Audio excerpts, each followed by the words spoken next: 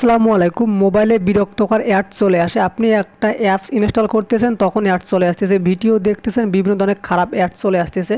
আপনার মোবাইলে যদি এরকম সমস্যা হয়ে থাকে, তাহলে কিন্তু মাত্র 1 থেকে 2 মিনিটের মধ্যে আপনি এই অ্যাডগুলো আসবে না, এটা বন্ধ করতে পারবেন।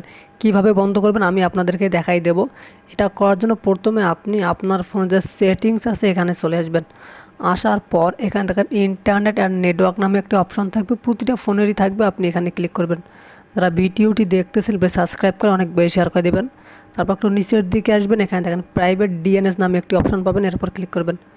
ক্লিক করার পর এটা এরকম আপনার অফ করা থাকবে অথবা অটোমেটিক করা থাকবে। তো আপনি নিচে private DNS provider host name এখানে দিবেন। দেওয়ার পর জাস্ট এখানে আপনি লিখবেন এই যে dns.edguard.com।